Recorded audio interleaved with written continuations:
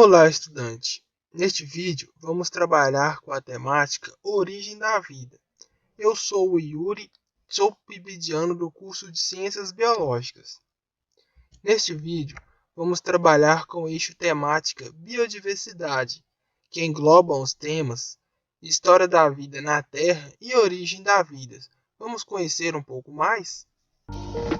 A Terra formou-se há cerca de 4,5 bilhões de anos atrás.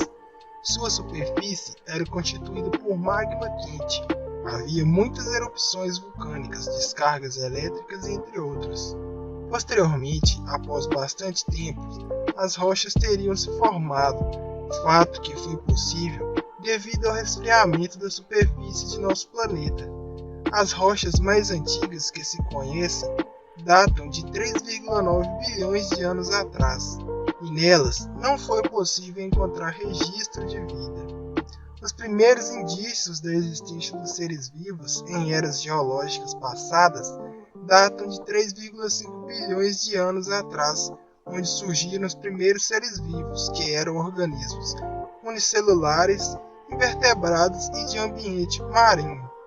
Então podemos perceber que 1 bilhão de anos teriam se passado desde a origem do nosso planeta. Durante esse período, modificações importantes teriam acontecido nas condições ambientais de nosso planeta, o que, de certa forma, possibilitou o aparecimento da vida. Desta forma, desde a antiguidade surgem perguntas de como teria sido a origem dos seres vivos. Desde a antiguidade, alguns cientistas buscam entender e interpretar a origem da vida. Nesse sentido, temos duas teorias, a biogênese e a biogênese. Vamos conhecer um pouco mais de ambas? A teoria da geração espontânea, ou a biogênese. Aristóteles elaborou uma dessas teorias, cuja aceitação se manteve durante vários séculos com a ajuda da Igreja Católica. Esta teoria dizia basicamente que a vida era o resultado da ação de um princípio ativo sobre a matéria inanimada, a qual se tornava então animada. Então podemos inferir que a biogênese dizia que a vida surgia geralmente de um ser inanimado. Um exemplo básico que podemos dar para o melhor entendimento é que de uma pedra poderia surgir um gato ou um outro animal. Então o ser vivo que surge de um ser inanimado. Basicamente é o que propõe a biogênese.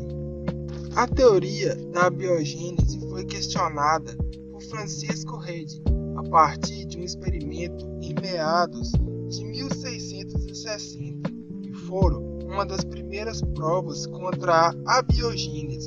Ele realizou um experimento que é basicamente colocando um pedaço de carne em frascos abertos, e em outro frasco ele colocou outro pedaço da mesma carne, porém este encontrava-se fechado.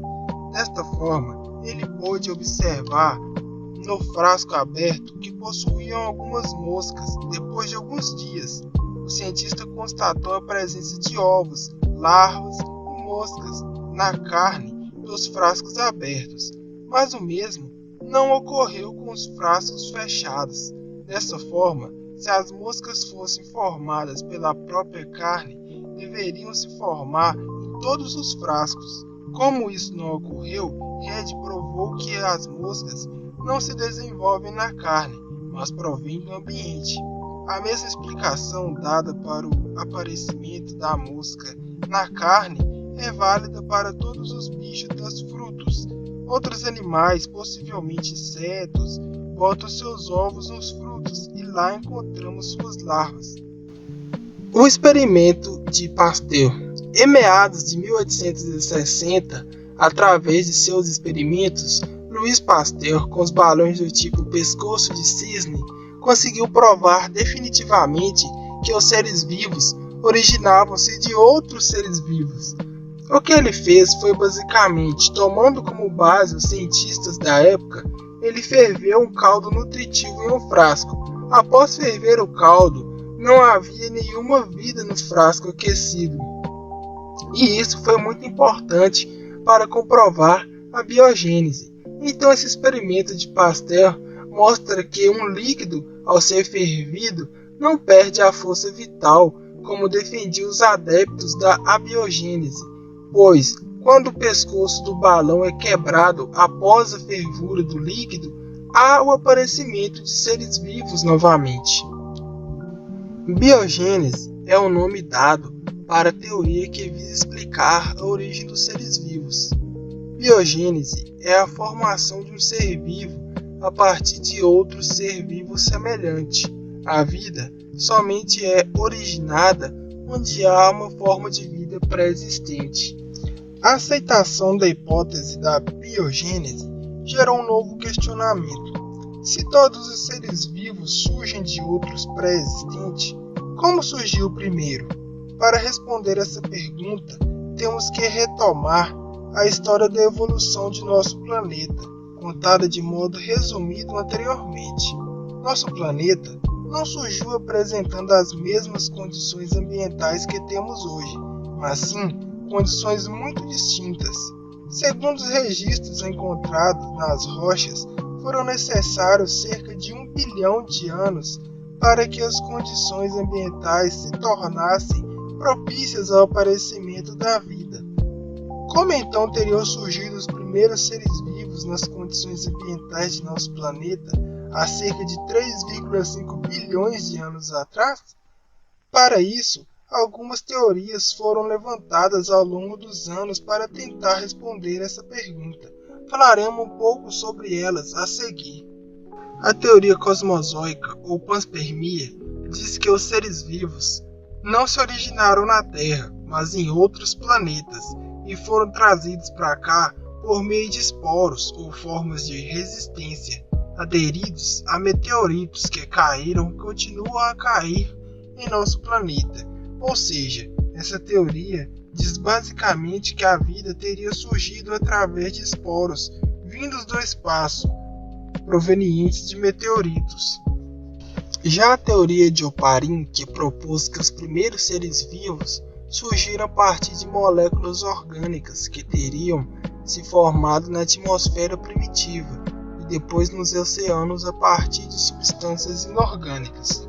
Então, a hipótese de Oparin, ele acreditava que basicamente a Terra em sua formação existiam moléculas de amônia, água, gás metano e oxigênio, e isto somado a muitas descargas elétricas e também altíssimas temperaturas que proporcionaram a essas moléculas se tornarem mais complexas, as primeiras moléculas orgânicas. As moléculas orgânicas eram arrastadas pelas águas das chuvas e passavam a se acumular nos mares primitivos, que eram quentes e rasos. Esse processo, repetindo-se ao longo de muitos anos, teria transformado os mares primitivos em verdadeiras sopas nutritivas, ricas em matéria orgânica. Essas moléculas orgânicas poderiam ter se agregado, formando coacervatos, nome derivado do latim coacervare, que significa formar grupos. No caso, o sentido de coacervatos é o de conjuntos de moléculas orgânicas, reunidas em grupos envoltos por moléculas de água. Esses coacervatos não eram seres vivos, mas uma primitiva organização das substâncias orgânicas em um sistema semi-isolado do meio, podendo trocar substâncias com o meio externo e havendo possibilidade de ocorrer inúmeras reações químicas em seu interior. Não se sabe como a primeira célula surgiu, mas pode-se supor que, se foi possível o surgimento de um sistema organizado como os coacervatos, podem ter surgido sistemas equivalentes, envoltos por uma membrana formada por lipídios e proteínas, e contendo em seu interior a molécula de ácido nucleico. Com a presença do ácido nucleico, essas formas teriam adquirido a capacidade de reprodução e regulação das reações internas. Nesse momento, teriam surgido os primeiros seres vivos, que apesar de muitos primitivos, eram capazes de se reproduzir, dando origem a outros seres semelhantes a eles.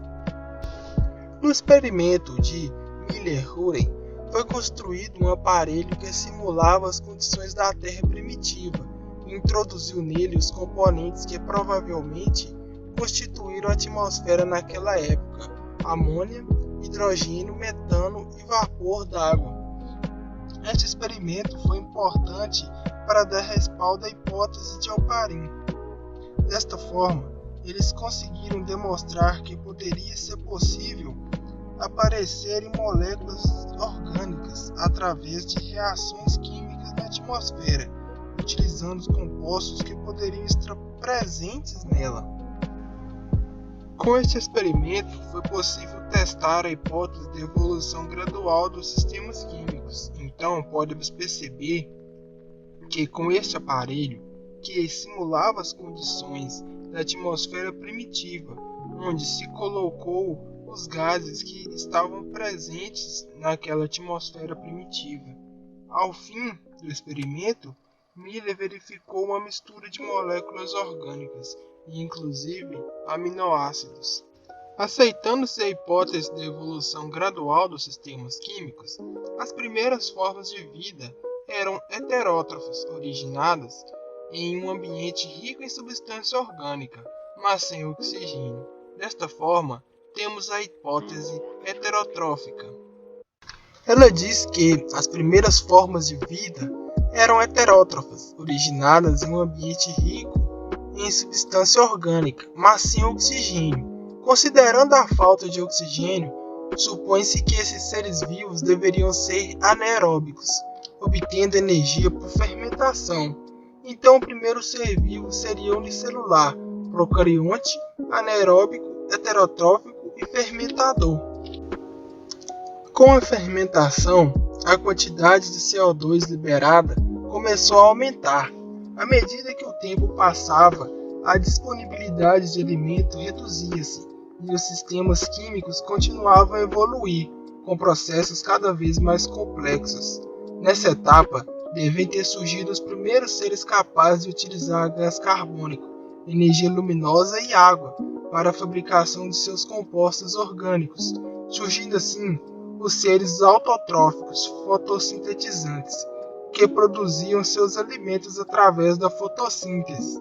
Esses seres liberavam oxigênio, gás que não havia na atmosfera terrestre.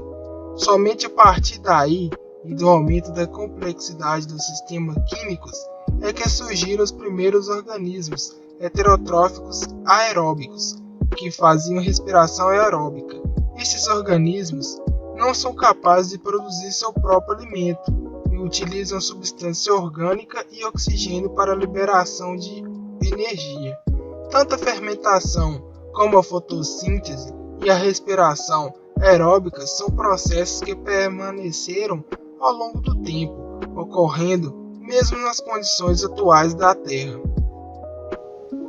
Para o maior entendimento da temática abordada nesse vídeo sobre a origem da vida, acesse o mural digital desenvolvido por nós PIBidianos. Nele será possível encontrar podcasts, vídeos, imagens, links do YouTube que poderão auxiliar no entendimento desta temática.